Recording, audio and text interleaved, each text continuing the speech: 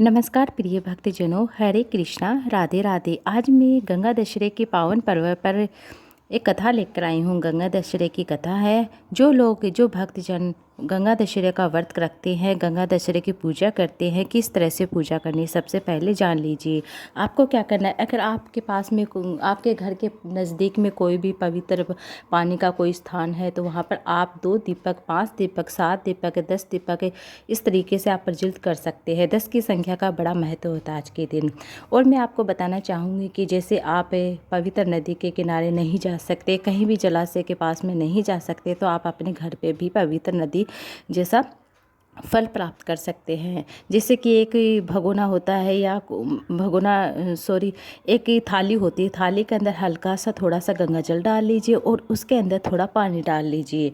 और आपको क्या करना है, भगवान का स्मरण करते हुए, माँ गंगा का स्मरण करते हुए आपको क्या करना है, उसके अंदर थोड़ा सा जैसे कि सबसे पहले साथिया बनाइए थाली के ऊपर, और थाली के अंदर साथिया बनाइए। थाली के अंदर साथिया बनाने के बाद थोड़ा सा गंगा जल छोड़िए, और गंगा जल छोड़ने के बाद आपको क्या करना है, पानी डाल दीजिए। और आपको मोली है, चंदन है, चावल है, अक्षत जो भी है, आपको पुष्प है अर्पित कर देने हैं। फिर आपको माँ गंगा का स्मरण करते हुए आपको क्या करना है, दीपक प्रज्वलित करना है। एक पत्ता ले लीजिए, जैसे पीपल का पत्ता ले सकते हैं, पान का पत्ता ले सकते हैं, कोई भी पत्ता ले सकते हैं।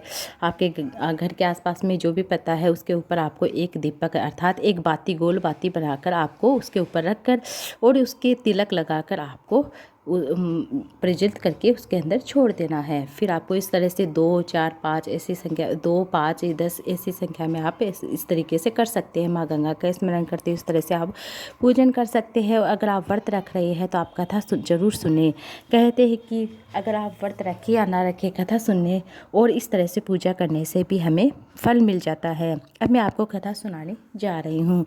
एक बार महाराज सागर ने बहुत ही बड़ा यज्ञ किया था। उस यज्ञ की रक्षा का भार उनके पौत्र अंशुमान ने संभाला था।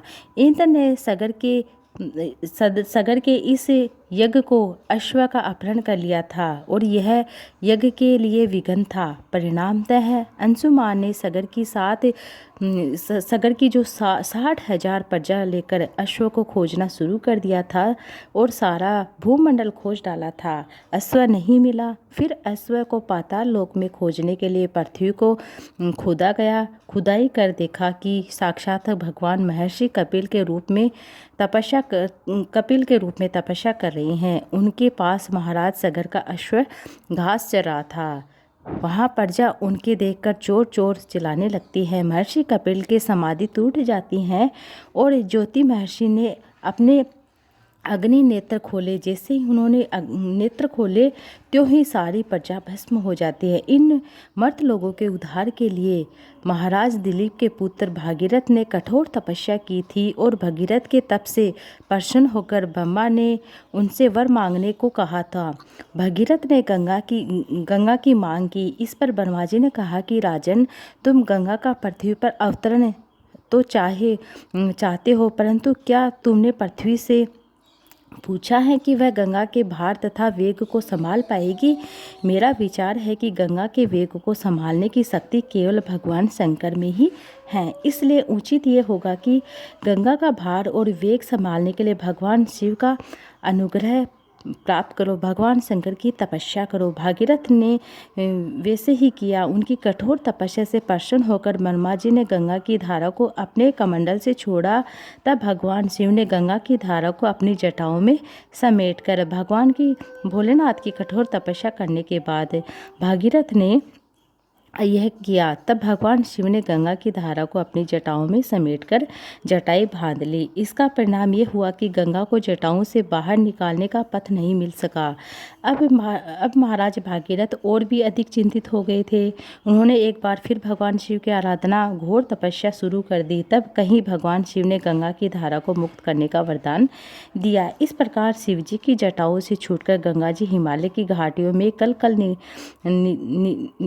निनाद करते हुए मैदान की ओर मुड़ती है। इस प्रकार भागीरथ पृथ्वी पर गंगा का वरण करके बड़े भाग्यशाली हुए। उन्होंने जनमानस को अपने पुण्य से उपकृत अपकृत कर दिया। युगों युगों तक बहने वाली यह गंगा नदी, यह गंगा की धारा महाराज भागीरथ की कष्टमयी साधना की गाथा कहती हैं। गंगा प्राणी मात्र को जीवन दान ही नहीं देती है बल्कि मुक्ति भी दे देती हैं। इस कारण भारत और विदेश तक के यहाँ गंगा की महिमा का गुणगान करते हैं। ये थी आज की कथा। उम्मीद आपको अच्छी लगी। कथा अच्छी लगी तो वीडियो को लाइक ज़्यादा से ज़्यादा शेयर कीजिएगा। अब मैं आपको गणेश जी की कहानी सुनाने जा रही हूँ। कोई भी कहानी कहते हैं, सुनते हैं तो साथ में गणेश भगवान का स्मरण करते हुए गणेश जी की कहानी जरूर सुननी चाहिए। अपने हाथ के अंदर या तो पुष्प रख लीजिए या चावल के दाने रखकर गणेश जी की कथा जरूर सुननी चाहिए। कोई भी कथा कहते हैं, कोई भी पूजा पाठ करते हैं, अनुष्ठान करते हुए गणेश जी का स्मरण करते हैं। सबसे पहले गणेश जी की कहानी सुनाने जा रही हूँ। एक बुढ़िया माई थी, मिट्टी के गणेश जी की पूजा करती थी। रोज बनाए रोज गल जाए। एक सेठ का कहीं मकान बन रहा था। वो बोलती है कि मुझे पत्थर का गणेश जी बना लो। मिस्त्री से बोलती है बना दो। इतने में ही मिस्त्री बोलते हैं हम तुम्हारा पत्थर का गणेश जी घड़ेंगे तब तक हमारी दीवार बन जाएगी। बुढ़िया माई बोली राम करे तुम्हारी दीवार टेढ़ी हो जाए। अब उनकी दीवार टेढ़ी होने लग गई। जैसे ही बनाते हैं उन्हें ढाना पड़ता है, जैसे ही बनाते हैं उन्हें ढाना पड़ता है। इस तरह करते करते शाम हो गई। शाम को सेठ जी घर पे आते हैं। उन्होंने देखा कि आज कुछ किया नहीं। वो कहने लगते हैं कि हमने दीवार पूरे दिन भर दीवार बनाते रहे, ढाते रहे। एक बुढ़िया माई आई थी और उन्होंने कहा कि मुझे पत्थर का गणेश जी बना दो। हमने नहीं गढ़ा। तो कहने लगी कि राम करे तुम्हारी दीवार टेढ़ी हो जाए। तब से मेरी दीवार टेढ़ी ही बन रही है, हमारी दीवार टेढ़ी बन रही है। तो सेठ जी कहते हैं कि उसे बुलाकर लेके आओ। सेठ ने कहा कि हम तेरा सोने का गणेश जी गढ़वा के देंगे, हमारी दीवार सीधी कर दो। सेठ ने बुढ़िया को सोने का गणेश जी गढ़वा के दिया। सेठ की दीवार सीधी हो जाती है। जैसे सेठ की दीवार सीधी हुई वैसी सबकी करना। जो कथा को सुनता है सुनाता है सबकी कामनाएं पूर्ण करना। ये थी गणेश जी की छोटी सी कहानी।